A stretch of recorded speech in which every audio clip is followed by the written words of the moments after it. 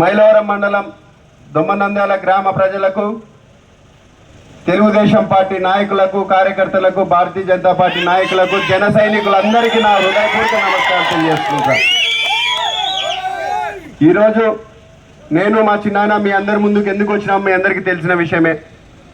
మే 13వ తేదీన జరగబోయే ఎన్నికలలో మీ అమూల్యమైన ఓటు మాకు వేయించి మంచి చెడు ఆలోచన చేసి మీ ఓటు వేయాలని చెప్పి విజ్ఞప్తి చేయడానికి, ప్రార్థన చేసుకోనికి మీ దగ్గరికి వచ్చినాం. ఈరోజు దాదాపు 5 ఏళ్ళు అయిపోతుంది వైసీపీ ప్రభుత్వం వచ్చి, 5 ఏళ్ళు పూర్తి అయింది. ఇప్పుడు ఈ అరాచక పాలనను, నిరంకుశ పాలనను, ప్రశ్నించే గొంతుని అనగదొక్కే పాలనను మనం గద్దె దింపాలంటే మీ ఓటుతోనే అది సాధ్యమవుతుంది. కాబట్టి మీరందరూ ఆలోచన చేసి ఎవరు ఈరోజు మన జమ్నోర్ నియోజకవర్గ అభివృద్ధి పదంలో నడిపిస్తారు, ఎవరు మన కడప జిల్లాను, ఆంధ్రప్రదేశ్ని అభివృద్ధి పదంలో నడిపిస్తారో వాళ్లకు మీరు ఓట్లేసి వాళ్ళ ద్వారా మనము మన భవిష్యత్తును తీర్చిదిద్దుకోవాలని కూడా ఈ సందర్భంగా మీ అందరికీ తెలియజేస్తున్నాను. ఈరోజు ముఖ్యంగా మైలవరం, దొమ్మనంద్యాల, వేపరాల అంటే గుర్తుకొచ్చేది చేనేతల సమస్యలు ఎక్కడ వేసినట్టు అక్కడే ఉన్నాయి. గతంలో చంద్రబాబు నాయుడు గారు చేనేతలకు ఎంతో అవకాశం ఇచ్చి, ప్రోత్సాహాలు ఇచ్చి ముందుకు నడిపినారు. కానీ ఈరోజు మళ్ళా మా మేనిఫెస్టోలో ఎవరికైతే చేనేత మగ్గం ఉందో వాళ్ళందరికీ 200 యూనిట్లు ఉచిత కరెంట్ ఇవ్వడం జరుగుతూ ఉంది. అట్లనే పవర్ లూమ్ ఎవరికైతే ఉందో వాళ్ళందరికీ 500 యూనిట్లు ఉచితంగా ఇవ్వడం కూడా జరుగుతూ ఉంది. అట్లనే ఈరోజు 3 సెంట్ల ఇళ్ల స్థలము, అట్లనే వర్క్ షెడ్ కూడా డబ్బులు ఇచ్చి కట్టించే పరిస్థితి చేనేతలు తీసుకుంటున్నారు. మన చంద్రబాబు నాయుడు గారు బాధ్యత తీసుకుంటున్నారని కూడా ఈ సందర్భంగా మీ అందరికీ తెలియజేస్తున్నాను. అట్లనే ఖచ్చితంగా సంవత్సరానికి 24,000 ఏదైతే చేనేతలకు ఇస్తున్నారో అది ఖచ్చితంగా కూడా రేపు భవిష్యత్తులో ఇంకా కొంతమంది అర్హులకు కూడా ఇవ్వలేకపోతున్నారు, అది కూడా పెంచి ఇస్తామని కూడా మీ అందరికీ తెలియజేస్తున్నాం. ప్రతి విషయంలో ఈరోజు చంద్రబాబు నాయుడు గారు విజన్ ఉండే నాయకుడు. ఎప్పుడైతే మనము 2019లో ఆయనను ముఖ్యమంత్రిగా దిగిపోయిన తర్వాత మన రాష్ట్రం అంతా అధోగతి పాలైపోయింది, పూర్తిగా అభివృద్ధి లేకుండా పోయింది. ఈరోజు సంక్షేమ ముసుగులో ప్రతి ఒక్కరికి ఒక చేత్తో బటన్ నొక్కుతూనే మరో చేత్తో ఏ విధంగా మన దగ్గర నుంచి రాబడుతున్నాడో మీ అందరికీ తెలుసు. కరెంటు బిల్లుల ద్వారా, బస్ ఛార్జీల ద్వారా, పెట్రోల్ డీజిల్ రేట్ల ద్వారా ఈ విధంగా ప్రతి విషయంలో మనకు అన్యాయం చేస్తూ ఉన్నాడు. నిత్యావసర సరుకులు, గ్యాస్ ధరలు, ఈ విధంగా ప్రతి విషయంలో ఈరోజు ఈ ప్రభుత్వం విఫలమైపోయింది. పేద మధ్యతరగతి కుటుంబాలకు అన్యాయం చేస్తూ ఉంది, రైతులకు అన్యాయం చేస్తూ ఉంది, చేనేతలకు అన్యాయం చేస్తూనే ఉంది. ఉన్న ఉద్యోగస్తులకు టయానికి జీతాలు ఇవ్వడం లేదు.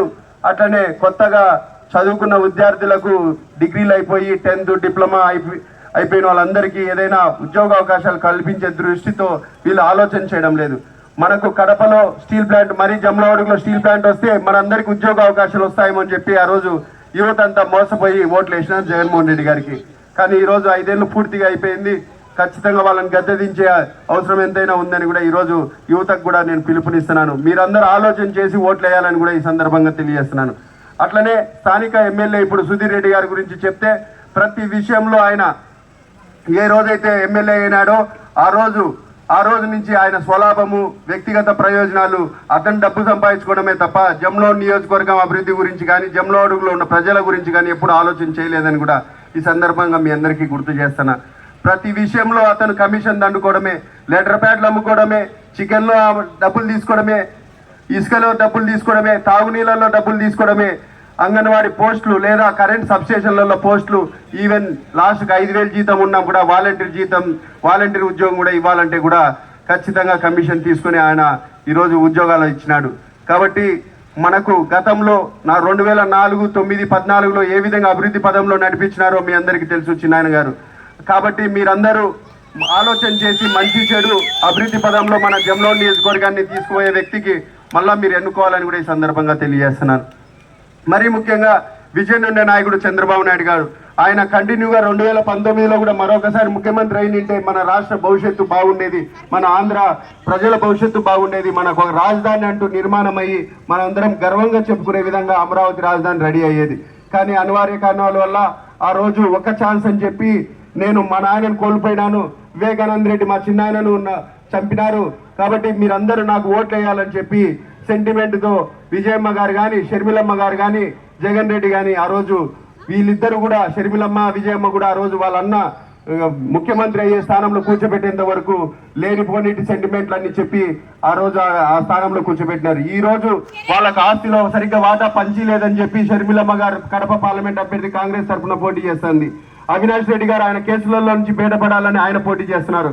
కానీ నేను మాత్రం కడప జిల్లా అభివృద్ధి కోసం, కడప జిల్లా ప్రజల కోసం, జమ్లో నియోజకవర్గ ప్రజల కోసం, నన్ను నమ్ముకున్న కాడర్ కోసం నేను పోటీ చేస్తున్నాను. మీరందరూ నన్ను ఆశీర్వదించాలని కూడా ఈ సందర్భంగా కోరుకుంటున్నాను.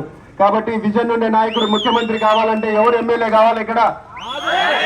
కాబట్టి మీ అందరి ఓటు కమలం గుర్తుకు ఓటు వేయించి మనం అత్యధిక ఓట్లు వేయించి మీరు ఖచ్చితంగా ఆశీర్వదించాలని కూడా ఈ సందర్భంగా కోరుకుంటున్నాను. అట్లనే మనకు డబుల్ ఇంజిన్ సర్కార్ రావాలా, కేంద్రం నుంచి నిధులు రావాలన్నా, కేంద్రం నుంచి ఇన్స్టిట్యూషన్స్ రావాలన్నా, కేంద్రం మనకు సపోర్ట్ గా నిలవాలన్నా, ప్రతి విషయంలో ఉపాధి హామీ కానీ, చేనేత సమస్యలు కానీ, లేకపోతే కార్మికుల సమస్యలు కానీ, ఈ సమస్యలలో అన్నిటిలో మనకు తోడుండాలి, మనకు మంచి భరోసా ఉండాలంటే కేంద్ర ప్రభుత్వంలో కూడా మనకు అనుకూలంగా ఉన్న సర్కార్ రావాలా. ఇప్పుడు మనం ఎన్డీఏ కూటమిలో భాగస్వామ్యం అయినాం కాబట్టి మళ్ళా ప్రపంచ దేశాల్లో నరేంద్ర మోడీ మన భారతదేశాన్ని 5వ స్థానంలో నిలిపినారు. కాబట్టి మళ్ళా మనం ప్రధానమంత్రి చేసుకోవాలంటే ఖచ్చితంగా కడప పార్లమెంట్ అభ్యర్థిగా నాకు తెలుగుదేశం పార్టీ తరఫున నిలబడుతున్నాను. నాకు ఒక ఓటు సైకిల్ గుర్తుకు ఓటు వేయించి మీరందరూ ఆశీర్వదించాలని కూడా కోరుకుంటున్నాను. ఖచ్చితంగా చెప్తున్నాను, ప్రతి విషయంలో మంచి చెడు ఆలోచన చేయండి. ఇద్దరం నిలబడుతున్నాం, ఎమ్మెల్యేగా, ఎంపీగా. గత 30 ఏళ్లుగా ఒకటే కుటుంబం ఎంపీగా కొనసాగుతా ఉంది. 10 ఏళ్లుగా అవినాష్ రెడ్డి కొనసాగుతా ఉన్నాడు. ఎక్కడే కానీ మన కడప సమస్యల మీద ఎప్పుడైనా పార్లమెంట్లో మాట్లాడిన ఊసే లేదు. కాబట్టి నాకు అవకాశం ఇవ్వండి. ఖచ్చితంగా వారానికి 4 రోజులు కడప జిల్లా హెడ్ క్వార్టర్స్ లోనే నేను ఉంటూ మీ అందరికీ సమస్యల్లో నేను పరిష్కార మార్గాన్ని తీసుకుంటాను. ఖచ్చితంగా మీ అందరికీ నేను సేవకుడుగా ఉంటాను, నాయకుడుగా కాదని చెప్పి మరొకసారి తెలియజేస్తూ ఈ అవకాశం ఇచ్చిన పెద్దలందరికీ ధన్యవాదాలు. Thank you so much.